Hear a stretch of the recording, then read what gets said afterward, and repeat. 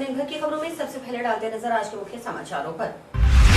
चौथे चरण के मतदान में मतदान केंद्रों पर लगी कतारें, कानून गाइडलाइन की पालना। नए कृषि कानून के खिलाफ पीएम मोदी का होगा पुतला। गाँव मानकसर से दिल्ली रवाना हुआ किसानों का दल। हनुमानगढ़ पेट्रोलियम डीलर एसोसिएशन ने की कालाबाजारी रोकने की मांग। अब खबरें विस्तार से। जिला परिषद एवं पंचायत समिति सदस्यों के चौथे चरण के चुनाव में गांव में शनिवार को मतदान हुआ। जानकारी के अनुसार सभी मतदान केंद्रों पर मतदान शांतिपूर्ण रहा। वहीं प्रत्याशी केंद्रों पर वोट मांगते भी नजर आए। सभी केंद्रों पर वोटरों ने कोरोना गाइडलाइन की पूरी पालना की। वहीं प्रत्येक केंद्र पर जिला प्रशासन की ओर से सभी मतदाताओं की स्क्रीनिंग करने के बाद मतदान केंद्र पर प्रवेश दिया गया। सभी के हाथ सैनिटाइजर से धुलवाए गए। हालांकि सुबह के समय ठंड होने की बजाय मतदान की गति काफी कम रही। वहीं दोपहर तक मतदाताओं ने वोटिंग में खासा उत्साह दिखाया। अति संवेदनशील बूथों पर सुरक्षा के विशेष इंतजाम प्रशासन द्वारा किए गए।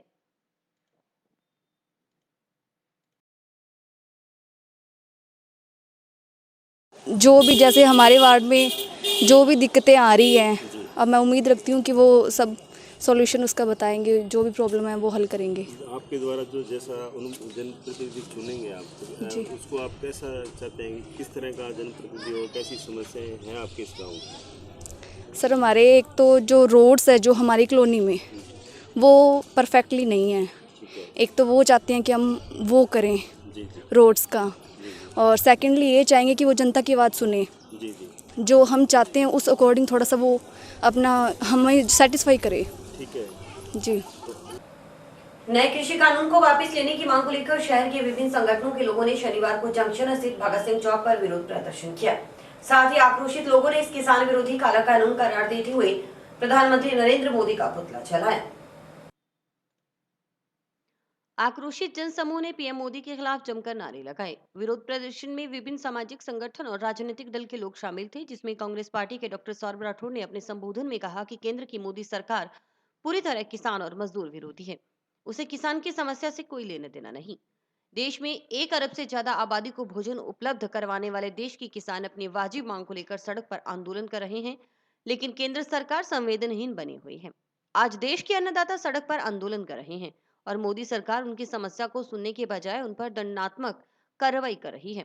उन्होंने आक्रोश भरे लहजे से कहा कि सरकार को हर हाल में इस काले कानून को वापस लेना ही होगा। मोदी मोदी तेरी कबर खुदेगी, आज नहीं तो कल खुदेगी। मोदी तेरी कबर खुदेगी, आज नहीं तो कल खुदेगी। मोदी तेरी कबर खुदेगी, आज नहीं तो कल खुदेगी। मोदी तेरी कबर खुदेगी, आज नहीं तो कल खुदेगी। मोदी तेरी कबर खुदेगी। नरेंद्र मोदी जिंदाबाद, नरेंद्र मोदी जिंदाबाद, नरेंद्र मोदी जिंदाबाद, नरेंद्र मोदी जिंदाबाद, मानसा मोदी जिंदाबाद। पूरा देश किसानों के साथ है, पूरा देश सिख वर्ग के साथ है, पूरा देश पंजाब के साथ है। ये एक अर्गनल बात करते हैं कि ये कांग्रेस द्वारा एक षड्यंत्र किया जा रहा है, जबकि बहुत ही गलत बात कर रहे हैं। पूरे देश का किसान आज आक्रोशित है, पूरा देश का किसान आज परेशान है। हम मोदी जी की इन आलोचनाओं की हम लोग आलोचना करते हैं और हम मांग करते हैं कि ये 3 जो अध्यादेश जो काले कानून हैं उन्हें जल्दी से जल्द निरस्त किया जाए और किसानों को पक्ष में फैसला दिया जाए। पूरे देश का किसान लगातार 4 से 6 महीने से सड़कों पर है। दिल्ली के अंदर 26 तारीख से पूरे देश के लाखों किसान वहाँ बैठे हुए हैं, लेकिन हमारे देश के पीएम मोदी जी अपनी हठधर्मिता पर अड़े हुए हैं और इन तीनों काले कानूनों को वो रद्द नहीं कर रहे हैं और ना ही एमएसपी पे खरीद की गारंटी का कानून बना रहे हैं। लेकिन मैं बता दूं आपको कि हम लोग पूरी मजबूती से वहाँ डटे हुए हैं और अब देश का लाखों किसान वहाँ पहुँच चुका है और आज पंचायती राज के चुनाव राजस्थान में ख़त्म हो गए हैं। राजस्थान से हज़ारों साथी आज शाम को यहाँ राजस्थान से कूच करने की तैयारी में है और आज जो किसान संगठनों का देशव्यापी पीएम मोदी अंबानी अडानी के पुतला दहन का जो आह्वान था, उसके तहत हमारे शहर के साथियों ने आज किसानों के समर्थन में, हम लोगों के समर्थन में आज यहाँ पुतला दहन किया है। कृषि अध्यादेश के विरोध में दिल्ली में चल रहे किसानों के आंदोलन के समर्थन में अब हनुमानगढ़ से भी किसान दिल्ली रवाना हो चुके हैं। किसान नेता चरणजीत सिंह के नेतृत्व में गांव मानकसर से सैकड़ों किसान रवाना हुए। इस संबंध में स्काई चैनल के रिपोर्टर बलजीत सिंह ने भी कृषि अध्यादेश पर किसानों से विशेष बातचीत की। काले कानून को लेकर पूरे देश के किसान आंदोलन कर रहे हैं। वहीं पर राजस्थान हनुमानगढ़ से भी हमारे ज़िले से भी काफ़ी संख्या में किसान दिल्ली के लिए कूच कर रहे हैं। काफ़ी जत्थेबंदियां इनके साथ में हैं। हमारे साथ इस समय चरणजीत सिंह जी हैं जिन्होंने भारतीय किसान संघ से इस्तीफ़ा दिया है। अभी फ़िलहाल इनसे बात करेंगे कि किस तरह की तैयारी करके आप चल रहे हैं। भाई साहब, ज़्यादा इस बात को लंबी नहीं लेकर दो बातों में इसको निपटा देते हैं। भारत सरकार ने किसानों को आबाद करने के लिए, किसानों को ऊंचा उठाने के लिए जो कानून लेकर आए हैं, उस कानूनों में किसानों की किसी प्रकार से कोई राय नहीं लेगी, किसानों से पूछा नहीं गया। और सिर्फ ये उद्योगपतियों को लाभ पहुंचाने के लिए कानून बनाए गए हैं। इन कानूनों से किसानों का भला नहीं होने वाला। किसानों ने सरकार के समक्ष मांग रखी। पूरे देश का किसान सड़कों पर 2 महीने से ज़्यादा समय से बैठा था। सरकार ने किसी प्रकार की सुनवाई नहीं सुनवाई की तो उसके बाद में किसान मजबूर होकर दिल्ली की तरफ गए हैं। सरकार ने सभी जो है स्टेटों के किसानों से उनके साथ बिल्कुल ज़ोर ज़बरदस्ती की। सड़कों के ऊपर बैरिकेड लगाए, वाटर कैनन से पानी की बौछारें मारी किसानों के ऊपर। और पूरे देश में जो किसान दिल्ली डटे बैठे हैं, इसमें हमारे पंजाब से, हरियाणा से और पूरे देश से माँ बहन बेटियां और बुजुर्ग सभी बैठे हैं। वो अपना 6-6 महीने का राशन पानी साथ में लेकर गए हैं और कई दौर की वार्ता भी हो चुकी है, लेकिन सरकार अपनी अड़ियल रुख अपनाए हुए हैं। किसानों को किसी प्रकार की राह देने की मंशा नहीं है। इससे स्पष्ट ज़ाहिर होता है कि ये सरकार है जो किसानों को मारने पर तुली हुई है और किसानों ने सरकार को चुना है। ये सरकार को इसका ये देखा जाए तो इसका अहंकार पैदा हो गया है। जब सरकार को किसानों ने चुनकर भेजा तो किसानों के भले के लिए कानून बनाने चाहिए थे। और यदि भले के लिए कानून बनाने हैं तो किसान से कम पूछना तो चाहिए था। किसानों से बिना पूछे ज़बरदस्ती भला करना चाहते हैं, जब किसानों को ऐसे भले की ज़रूरत नहीं है जो किसानी को बर्बाद करे। ये मोदी सरकार से हमारी पूरी राजस्थान की तरफ से, हनुमानगढ़ जिले की तरफ से मांग है कि जब तक ये कानून पास नहीं, इसके रद्द नहीं होंगे, हम भी, हमारे दिल्ली जो भाई बैठे हैं पूरे देश से, उनके कंधे से कंधा मिलाकर लड़ने के लिए उनके साथ हम बड़े शांतिपूर्ण तरीके से हम जा रहे हैं। हम कानून व्यवस्था के दायरे में रहकर इस आंदोलन में भाग लेंगे और वहाँ दिल्ली जाकर हम अपने साथ पूरा राशन लेके गए हैं और तब तक उनके कंधे से कंधा मिलाकर डटे रहेंगे जब तक हमारी मांगें पूरी नहीं होगी। हनुमानगढ़ से जो ये किसान जत्था जा रहा है, ये राजस्थान का प्रतिनिधित्व करने सिंधु बॉर्डर पर जा रहा है। वहाँ पे पूरे देश के जो किसान इस समय वहाँ पे पहुँच रहे हैं। हनुमानगढ़ का भी वहाँ पे के हिस्से के रूप में ये लोग जा रहे हैं। कितने दिन का राशन लेके जा रहे हैं? हम 6 महीने का राशन लेके जा रहे हैं। राशन तो पीछे से भी, अगर राशन खत्म हो जाता है तो पीछे से हमारे गांव वालों ने राशन की व्यवस्था कर रखी है। जब भी राशन खत्म हो गया, राशन की व्यवस्था अपने आप कर दें गाँव वाले। काफ़ी कितनी संख्या में कितने लोग जा रहे हैं? हनुमानगढ़ जिले से कुछ ट्रालियाँ पीछे से डबली गांव से हैं, कुछ रवाना हो चुकी हैं। कितनी संख्या से आज यहाँ पे माणकसर से आप लोग रवाना हो रहे हैं? माणकसर से लीलावाड़ी और शेरगढ़, यहाँ से 3 गांवों का जत्था जा रहा है। ये कम है अपने 7 ट्रॉलियों पे जा रहा है। 7 ट्रॉलियों के हिसाब से ये मतलब 150 के करीब हम यहाँ से जत्था रवाना हो रहा है। और पूरे संगरिया में जो है अपने बोड़ावाड़ी, जंडवाड़ा, मोरजंड, नुकेरा, माणकसर, लीलावाड़ी, शेरगढ़ और संतपुरा, भगतपुरा, हरिपुरा और चंदड़ा और काफ़ी गांवों से किसानों का जत्थे रवाना हो चुके हैं। और सभी डबोवाली इकट्ठा होंगे। डबोवाली के सिरसा चौक से रवाना वहाँ से इकट्ठा होंगे और पंजाब का काफ़िला भी आ रहा है। उसी काफ़िले के साथ मिलकर हम दिल्ली को कूच करेंगे। हाल ही में इन्होंने भारतीय किसान संघ जो भाजपा का एक संगठन है, उससे एक इस्तीफ़ा भी दिया है। किस लिए आपने इस्तीफ़ा दिया है? भाई साहब, जब संगठन है वो किसानों के लिए ही बना है, किसानों की पीड़ा समझे और किसानों के लिए धरातल पर आए। और भारतीय किसान संघ से सिर्फ इस मांग को लेकर ज्ञापन के अलावा धरातल पर किसी प्रकार का कोई आंदोलन खड़ा नहीं हुआ। जब देश का किसान सड़कों पर मरने को तैयार बैठा है तो हम भारतीय किसान संघ की टीम द्वारा किसी प्रकार का कोई आंदोलनात्मक रुख इस बीजेपी सरकार के प्रति नहीं उठाया गया। इससे हमें ये लगा कि भी भारतीय किसान संघ बीजेपी के साथ मिला हुआ है और किसानों की आवाज़ को नहीं उठा रहा। सिर्फ ज्ञापन और वार्ता से किसी प्रकार का समाधान होता तो किसान 2 महीने से सड़कों पर बैठे हैं। अब पिछले 8-10 दिन से दिल्ली बैठे हैं।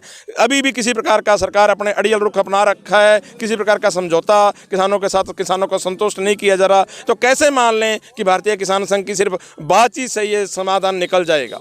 हमारे साथ कुछ किसान हैं जो इस जत्थे के साथ जा रहे हैं। आप क्या कहना चाहेंगे? क्या कुछ नहीं कहना चाहते, हम ये कहना चाहते हैं बिल वापस करा के वापस आएंगे। जहाँ मोदी की सरकार तोड़वाएंगे, जहाँ बिल वापस कराएंगे, ये करके ही वापस आएंगे, ऐसे वापस नहीं आएंगे। आप क्या कहना चाहते हैं? आप भी किसान हैं, क्या कहना चाहेंगे? मोदी जी को क्या संदेश देना चाहेंगे आप? नहीं, संदेश तो हमने क्या देना है जी, वो तो मोदी जी को सोचना चाहिए कि जो बिल उन्होंने ये लागू किए हैं, जब हमें ये चाहिए ही नहीं तो फिर क्यों वो देना चाहते हैं? जब हम मांग ही नहीं रहे कि जो चीज़ हमें चाहिए नहीं वो धक्के से क्यों देना चाहते हैं अभी मोदी जी? जी जी जी। जब वो ज़्यादा सियाने हैं किसानों से कि वो धक्के से हमें देना चाहते हैं, हम जब ले ही नहीं रहे तो क्यों देना चाहते हैं? ये बिल हमें नहीं चाहिए, हम जा रहे हैं। जब तक ये बिल वापस नहीं लेंगे मोदी जी, तब तक वापस आने वाले नहीं हैं। और हमारे किसान भाई वहाँ पे भी बैठे हुए हैं, यहाँ से भी बहुत हजारों की गिनती के अंदर संगत यहाँ से भी जारी है। बिल्कुल बिल्कुल, हनुमानगढ़ के किसानों में बहुत जोश है और एक किसान जुड़े, इनसे आपसे पूछते हैं क्या कहना चाहेंगे आप? भाई साहब, ये जो कानून बनाया गया है बिल्कुल किसान विरोधी कानून है, ਇਹਦਾ ਨੁਕਸਾਨ ਹੈ ਸਾਡੇ ਆਉਣ ਵਾਲੇ ਸਮੇਂ ਤੇ, ਆਉਣ ਵਾਲੇ ਟਾਈਮ ਤੇ ਇਸ ਕਾਨੂੰਨ ਦਾ ਨੁਕਸਾਨ ਹੋਊਗਾ ਕਿਸਾਨ ਨੂੰ। ਇਸ ਕਰ ਅਸੀਂ ਇਸ ਵਿਰੋਧ 'ਚ ਦਿੱਲੀ ਚੱਲੇ ਆ, ਇਹ ਕਾਨੂੰਨ ਸਰਕਾਰ ਵਾਪਸ लेवे, चंगी गल है, नहीं तो लड़ाई लड़ते रहेंगे। हमारे साथ युवा किसान भी जुड़े हैं, आप क्या कहना चाहेंगे? सर, हम तो यही कहना चाहेंगे कि ज़्यादा से ज़्यादा संख्या से वहाँ किसान पर पहुँचें। किसान भाई जितने भी हैं, आज हम हनुमानगढ़ से ज़िले से सभी किसान भाई जा रहे हैं। हमें खुशी भी है कि हम उनका एक हिस्सा बन चुके हैं और हमारा राशन पानी है जो सभी हम अपने साथ लेकर जा रहे हैं, 3-4 महीनों का राशन पानी। अगर सरकार ये कानून अपने वापस नहीं लेती तो हम वहाँ पर उनका डट कर मुकाबला करेंगे। जो हमारे किसान भाई हैं उनका हम ज़्यादा साथ देंगे। और मैं जब और भी किसानों से बेनती करता हूँ, जो जैसे भी आ सकते हैं, पीछे से ट्रैली, ट्रैक्टर और मोटरसाइकिल जैसे भी आ सकते हैं, आप वहाँ से ज़्यादा संख्या से पहुँचें, जैसे कि हम वो मोदी जी के जो काले कानून हैं उनका विरोध कर सके, वो उनको रद्द करवा सकें।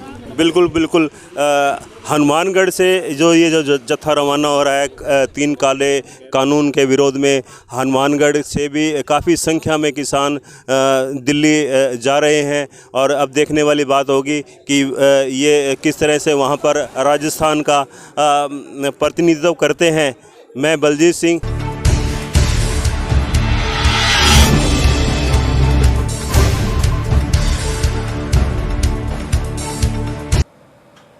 हनुमानगढ़ पेट्रोलियम डीलर एसोसिएशन ने कालाबाजारी रोकने की मांग की है। हालांकि पेट्रोल और डीजल के अवैध परिवहन को रोकने के निर्देश कलेक्टर, एसपी, डीएसओ को दिए गए हैं, मगर अभी तक इस संबंध में कोई कार्रवाई नहीं होने से पेट्रोलियम डीलर एसोसिएशन में रोष है।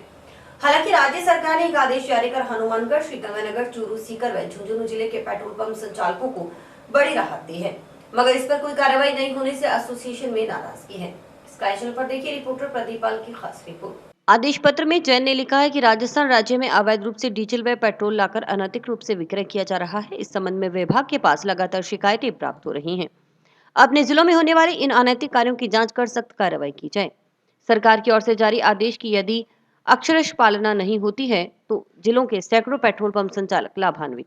हनुमानगढ़ पेट्रोलियम एसोसिएशन के जितने भी पेट्रोल पंप हैं यहाँ पे, उनके द्वारा पूर्व माह एक आंदोलन किया गया था। जो भी ये अवैध रूप से डीजल और पेट्रोल का परिवहन और उनकी बिक्री की जा रही है, हरियाणा और पंजाब से लाकर बेचा जा रहा है, उसके विरोध स्वरूप हमने एक प्रदर्शन किया था, जिसके तत्वाधान राज्य सरकार ने के विभाग राज्य खाद्य एवं नागरिक आपूर्ति विभाग द्वारा एक आदेश जारी किया गया है, जो कि जिला कलेक्टर, पुलिस अधीक्षक और डीएसओ को निर्देशित किया गया है कि जो भी अवैध रूप से डीजल और पेट्रोल का परिवहन और बिक्री की जा रही है, विक्रय किया जा रहा है, उसको तत्काल रूप से और प्रभावी रूप से रोकने के निर्देशित किया गया है।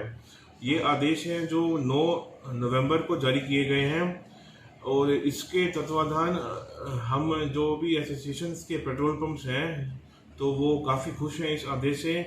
और अब हम जो एसोसिएशन है हनुमानगढ़ पेट्रोलियम्स की, वो सब जिला कलेक्टर से मिलने की एक प्लानिंग में है कि उसके ऊपर जो कार्रवाई है वो अमल में लाई जाए, क्योंकि अभी तक 20 दिन गुजर चुके हैं बट ऐसी कोई कार्रवाई सामने नहीं आई है कि जिसके जो भी हमें फलस्वरूप दिखती हो।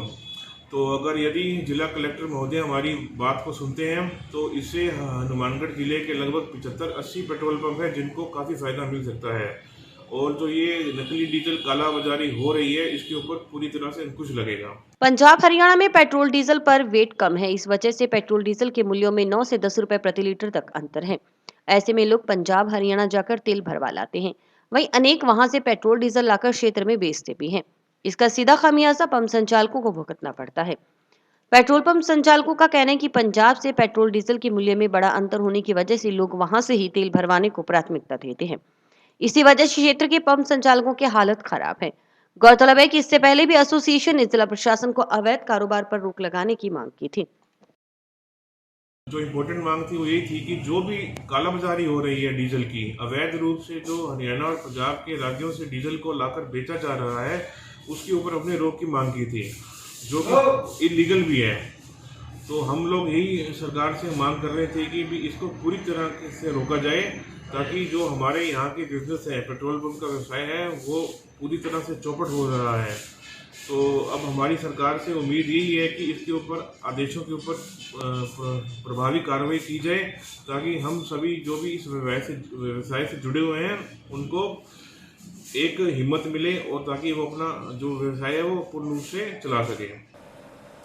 जरूरतमंद परिवारों की कन्याओं को विशेष होने का एहसास कराते हुए जीवन में तरक्की के लिए पढ़ाई को प्रेरित किया गया है। भटनेर किंग्स क्लब के सामाजिक सरोकार की श्रृंखला के तहत बालिकाओं को जूते जुराब पहनाए गए, मेहमान के तौर पर भोजन भी करवाया गया। शिक्षा हासिल करने की प्रेरणा देते हुए उनको शिक्षा सामग्री आदि से संबंधित उपहार भेंट किए गए। क्लब की ओर से baby happy modern PC college में शनिवार को आयोजित बेटियां हम सबका मान कार्यक्रम में जरूरतमंद परिवारों की 21 कन्याओं का सम्मान किया गया। शहर की झुग्गी झोंपड़ियों में निवास करने वाले परिवारों की बालिकाओं से उनकी पढ़ाई आदि को लेकर बातचीत की गई। शिक्षा में सहयोग स्वरूप तोहफे दिए गए। क्लब संरक्षक आशीष विजय व अध्यक्ष कुलभूषण जिंदल ने कहा कि हनुमानगढ़ जिला कन्या भ्रूण हत्या को लेकर बदनाम है। हालांकि धीरे धीरे हालात में सकारात्मक बदलाव हो रहा है। इसके लिए समाज के हर उस वर्ग व व्यक्ति का प्रयास जिम्मेदार है जिसने बेटी बचाओ मुहिम के तहत अपने सर पर सकारात्मक संदेश दिया। क्लब का यह प्रयास भी इसी दिशा में किया गया कार्य है। निश्चित तौर पर छोटी छोटी कोशिशों से ही हालात बदल सकते हैं। मेरे जन्मदिन के अवसर पर भटनेर किंग्स क्लब के संपूर्ण मेरे साथी, मेरे भाई की सभी के सहयोग द्वारा आज हमने 21 कन्याओं को भोजन करवाया। उनके साथ हमारे जन्मदिन पर केक काटा और उन्हें हमने उपहार सहित हमने शिक्षा सामग्री और अन्य उपहार दिए। और हमारे क्लब का उद्देश्य यही रहेगा कि हम गरीब बेसहारा ज़रूरतमंदों के लिए हमेशा इसी कार्य पर तत्पर रहें। और मैं हमारे भटनेर किंग्स क्लब के सभी मेरे साथी, मेरे भाइयों को तहे दिल से धन्यवाद करता हूं, जिन्होंने आज मुझे इतना प्यार, स्नेह, आशीर्वाद, शुभकामनाएं मिली। भटनेर किंग्स क्लब की पूरी टीम ने हमारे क्लब के अध्यक्ष भाई कुलभूषण जिंदल के जन्मदिन के उपलक्ष्य पर आज यहाँ सामाजिक सरोकार्य को देखते हुए 21 निर्धन बच्चियों को यहाँ बुला करके भोजन करवाया है। और भोजन के साथ साथ उन्हें उपहार स्वरूप कुछ गिफ्ट वगैरह, जिसमें उन्हें जूते वगैरह, शिक्षण सामग्री आदि चीज़ें वितरित की है। और मैं आपके चैनल के माध्यम से बताना चाहूँगा कि अभी भटनेर किंग्स क्लब की स्थापना हुए 1 वर्ष ही हुआ है। इस 1 वर्ष में सामाजिक सरोकारों में हमारा क्लब बढ़ चढ़ कर भाग ले रहा है। और हमने आज ये डिसीजन भी लिया है कि जब भी हमारे क्लब के किसी मेंबर्स का बर्थडे या कोई मैरिज एनिवर्सरी होएगी तो हम इसी तरीके से वृद्धाश्रम से जो बुजुर्ग वगैरह है उनको यहाँ बुला करके उनके साथ भोजन हम भी और उनको भी हम भोजन करवाएंगे, उपहार स्वरूप कुछ गिफ्ट वगैरह भी देंगे। अभी जल्दी हमारा क्लब विजय दिवस पे ब्लड डोनेट कैंप भी लगाने जा रहा है। शहर में लगातार बढ़ते अतिक्रमण को देखते हुए नगर परिषद ने बाजारों में मुनादी कराकर दुकानदारों से अतिक्रमण न करने की अपील की है।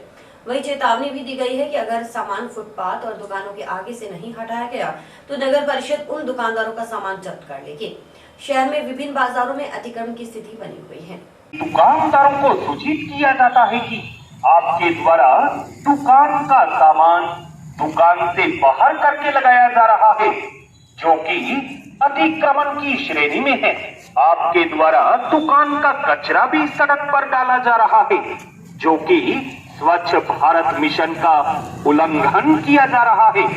अतः सभी दुकानदार भाई अपनी दुकान का सामान अपनी दुकान की सीमा में रखें और सड़क पर कचरा ना फेंके। नियम की पालना नहीं करने पर आपके विरुद्ध कार्यवाही की जाएगी और अवैध सामान को नगर परिषद द्वारा हटाकर अपने कब्जे में कर लेगी। जिसके नुकसान के आप स्वयं जिम्मेवार होंगे। सूचना याद रहे, सूचना याद रहे, सूचना याद रहे।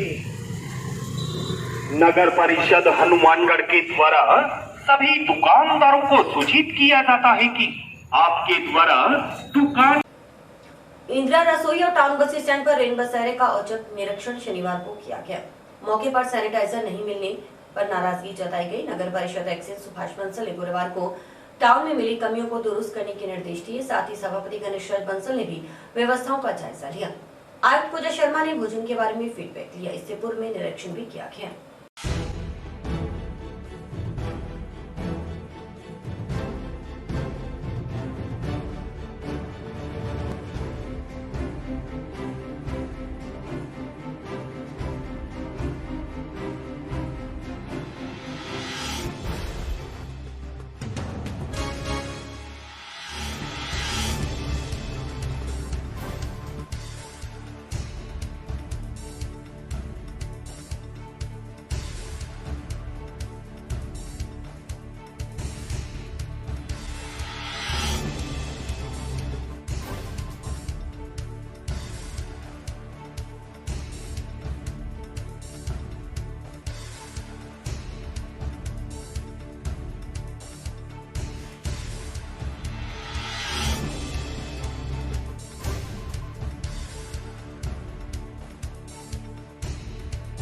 ठंड के मौसम को देखते हुए नगर परिषद ने हमारे को नई रजाइयाँ और कंबल वगैरह और लकड़ी जलाने के लिए, अलाव जलाने के लिए लकड़ी वगैरह की व्यवस्था की है।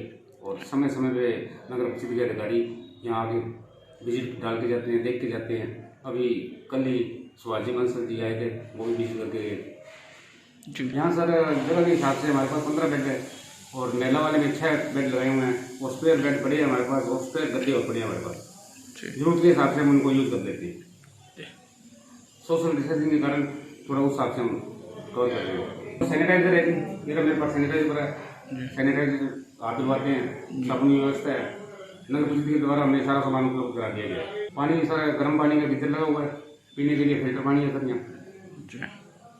हाँ जी आंटी, रोज आते हैं। कितने के? 5 साल तो वही अपने। जिला परिषद और पंचायत समिति सदस्यों के चौथे और अंतिम चरण के चुनाव के लिए शनिवार को हनुमानगढ़ पंचायत समिति क्षेत्र में शांतिपूर्ण तरीके से मतदान हुआ। मतदान के लिए बनाए गए 230 मतदान केंद्रों पर मतदाताओं ने अपने मताधिकार का प्रयोग कर चुनाव मैदान में उतरे उम्मीदवारों का भाग्य ईवीएम में बंद कर दिया। हनुमानगढ़ पंचायत समिति क्षेत्र के 23 सदस्य और 6 जिला परिषद डायरेक्टरों के लिए मतदान हुआ है। चौथे चरण के साथ ही जिले में चाक चौबंद व्यवस्थाओं के बीच मतदान की प्रक्रिया संपन्न हो गयी। अब सबकी नजरें 8 दिसंबर को होने वाली मतगणना पर टिकी हुई हैं। उधर जिला प्रशासन ने भी पंचायती राज चुनाव के लिए मतदान की प्रक्रिया शांतिपूर्ण तरीके से निपटने पर राहत की सांस ली। शनिवार को हुए मतदान के दौरान भी कोरोना गाइडलाइन की सख्ती से पालना करवाई गई। गांव की सरकार चुनने के लिए मतदाताओं में उत्साह नजर आया। इस कारण सुबह 7:30 बजे मतदान शुरू होते ही मतदान केंद्रों के बाहर मतदाताओं की कतारें लगनी शुरू हो गयी। मतदान के दौरान सभी मतदाता मास्क लगाकर पहुंचे। मतदान स्थल पर मतदाताओं के हाथों को सैनिटाइजर करने व थर्मल स्कैनर से तापमान जांचने की व्यवस्था रही। मतदान स्थल के बाहर बनाए गोलों में मतदाताओं ने खड़े होकर सोशल डिस्टेंसिंग की पालना करते हुए अपनी बारी का इंतजार किया। मतदान केंद्रों पर कड़े सुरक्षा बंदोबस्त के बीच मतदाताओं ने अपने मत का प्रयोग किया। वहीं चुनाव पर्यवेक्षक, भारतीय वन सेवा के अधिकारी आशुतोष ओझा के अलावा जिला निर्वाचन अधिकारी जाकिर हुसैन, पुलिस अधीक्षक राशि डोगरा, जिला परिषद के एसीईओ अभी गर्ग, उपखंड अधिकारी कपिल यादव, नायब तहसीलदार ने मतदान केंद्रों का निरीक्षण किया। निरीक्षण के दौरान मतदान दल कार्मिकों को no mask no entry, booth के अंदर मोबाइल फोन नहीं ले जाने, महिला और पुरुष की अलग अलग लाइन के नियमों की सख्ती से पालना करने के निर्देश दिए। चौथे चरण का मतदान कुल 230 एक्टिव मतदान दल और 46 रिजर्व मतदान दलों में शामिल कुल 1380 कार्मिकों ने संपन्न करवाया। हनुमानगढ़ पंचायत समिति के अंतर्गत कुल 230 मतदान केंद्रों पर 87,126 पुरुष और 80,288 महिला समेत 2 थर्ड जेंडर सहित कुल 1,67,416 मतदाता थे। सुबह 8:30 से 6.44% जबकि 10 बजे तक 20.61% मतदान हुआ था। पंचायत समिति और डायरेक्टर के चुनाव में वोट डालने आया हूँ और मेरे गांव में जो अच्छा सदस्य या डायरेक्टर को चुना जाए और गांव के पंचायत समिति का विकास हो।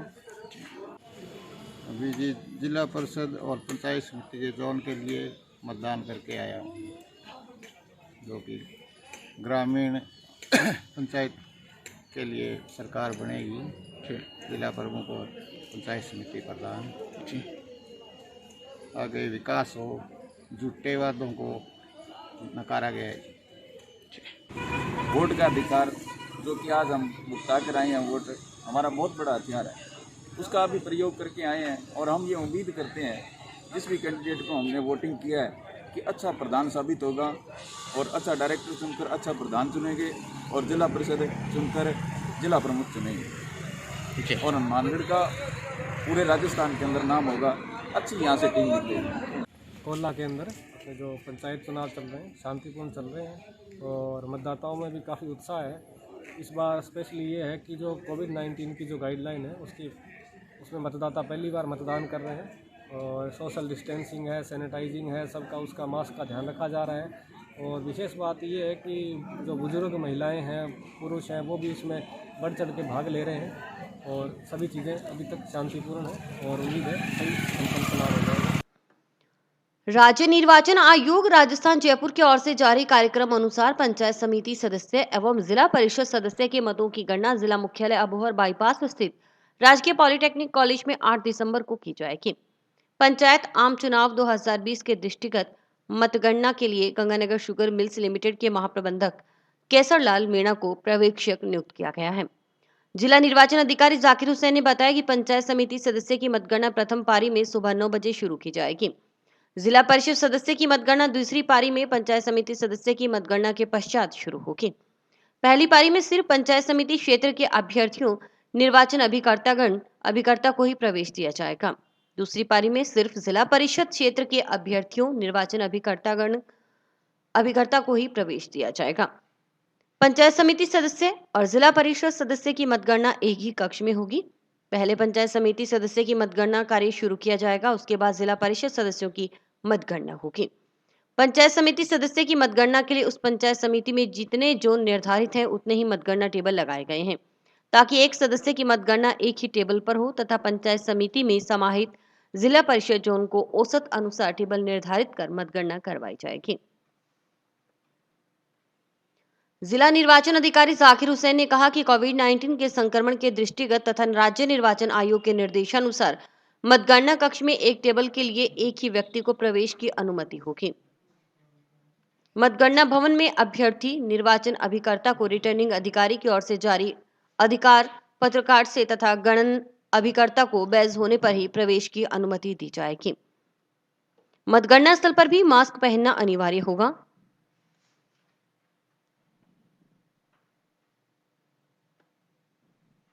आठ दिसंबर को जिला मुख्यालय पर होने वाली मतगणना के बाद जिला प्रमुख व प्रधान का चुनाव 10 दिसंबर को होगा। प्रधान व प्रमुख चुनने के लिए सुबह 10 बजे नवनिर्वाचित सदस्यों की बैठक होगी। 11 बजे तक नाम निर्देशन पत्र प्रस्तुत किए जाएंगे। 11:30 बजे तक नाम निर्देशन पत्रों की समीक्षा होगी। 1 बजे तक अभ्यर्थी नाम वापस ले सकेंगे। इसके बाद चुनाव चिन्ह आवंटित किए जाएंगे। आवश्यक होने पर 3 बजे से शाम 5 बजे तक मतदान होगा और मतदान समाप्ति या 5 बजे के बाद मतगणना कर परिणाम घोषित कर दिया जाएगा। इसी तरह 11 नवंबर को उप प्रमुख और उप प्रधान का चुनाव होगा। टांग की राजकीय नेहरू मेमोरियल स्नातकोत्तर महाविद्यालय में स्नातक प्रथम वर्ष में प्रवेशित छात्र छात्राओं के दस्तावेज की जांच 7 दिसंबर से आरंभ होगी। आयुक्तालय कॉलेज शिक्षा राजस्थान जयपुर के निर्देशानुसार स्नातक प्रथम वर्ष में प्रवेशित छात्र छात्राओं के दस्तावेज 7 दिसंबर से 16 दिसंबर तक महाविद्यालय में जमा होने हैं। स्नातक प्रवेश प्रभारी भावना बेनीवाल ने बताया कि प्रथम वर्ष में प्रवेशित छात्र छात्राएं मूल दस्तावेजों के साथ महाविद्यालय में उपस्थित हो ताकि उनका प्रवेश सुनिश्चित हो सके। पीजी के साथ साथ यूजी के अंदर जिन बच्चों के फर्स्ट ईयर के अंदर एडमिशन्स हुए थे पहले, विशेषकर बीए, बीएससी, बीकॉम और बीसीए में, उनके लिए भौतिक सत्यापन उनके डॉक्यूमेंट्स के किए जाने हैं। उसके लिए बच्चों को सोमवार से लेकर के यानी परसों 6 तारीख से लेकर के और 17 तक उनका भौतिक सत्यापन किया जाएगा। तो इसके लिए बच्चों को लिस्ट लगा दी जाएगी। उनको उसी हिसाब से कोविड के निर्देशानुसार सामाजिक जो दूरी है, सोशल डिस्टेंस का पालन करते हुए, मास्क वगैरह का उपयोग करते हुए कॉलेज में जिस तरीके से उनको बुलाया जाए क्रमशः उसी हिसाब से आना है और अपने डॉक्यूमेंट्स का वेरिफिकेशन यूजी के बच्चे भी करवा सकते हैं। टाउन स्थित राजकीय एनएमपीजी कॉलेज में स्नातकोत्तर पूर्वार्ध में ऑनलाइन प्रवेश प्रक्रिया प्रारंभ हो गई है। स्नातकोत्तर नोडल अधिकारी सिद्धार्थ राव ने बताया कि इच्छुक छात्र छात्राएं 3 दिसंबर से अपना ऑनलाइन आवेदन विभाग की वेबसाइट पर कर सकते हैं। यहाँ अपने गवर्नमेंट एनएमपीजी कॉलेज के अंदर पीजी क्लासेस के अंदर विशेषकर एमए, एमएससी और एमकॉम के अंदर जो रेगुलर स्टूडेंट्स हैं उनके लिए एडमिशन शुरू हो गए हैं और 3 तारीख से ये एडमिशन शुरू हुए थे। 17 तारीख तक ये एडमिशन चलेंगे। विशेषकर जैसे Hindi literature, English literature, history, political science, economics और कॉमर्स के अंदर एबीएसटी, इसी तरह एमएससी कंप्यूटर साइंस एसएफएस में, इन सभी विषयों के अंदर पीजी में ऑनलाइन एडमिशन शुरू किए गए हैं। तो इसके लिए विद्यार्थियों को कॉलेज में आने की आवश्यकता नहीं है, बल्कि वो ई मित्रा के माध्यम से ऑनलाइन एडमिशन्स के लिए अप्लाई कर सकते हैं और 17 तक उनको अप्लाई करना है। इसके बाद 19 तारीख तक ऑनलाइन उनका सत्यापन किया जाएगा और उसके बाद 21 तारीख को प्रथम सूची का प्रकाशन किया जाएगा। तो विद्यार्थी ध्यान रखें कि इसके लिए वे कॉलेज में व्यक्तिगत रूप से संपर्क न करें। इसके लिए वेबसाइट पर मोबाइल नंबर दिए गए हैं, उनसे वो पूछ सकते हैं और ऑनलाइन ही आवेदन उनको करना है। आर्ट ऑफ लिविंग के प्रचारक दीपक माकड़ आज हनुमानगढ़ पहुंचे। इस दौरान श्याम सिंह कॉलोनी में आयोजित भजन संध्या में उन्होंने कोरोना से बचाव के लिए सुदर्शन क्रिया को जरूरी बताया। इसके साथ ही आर्ट ऑफ लिविंग के तहत इम्यूनिटी बढ़ाने के लिए दिए गए प्रशिक्षण को कोरोना बचाव के लिए आवश्यक बताया गया है।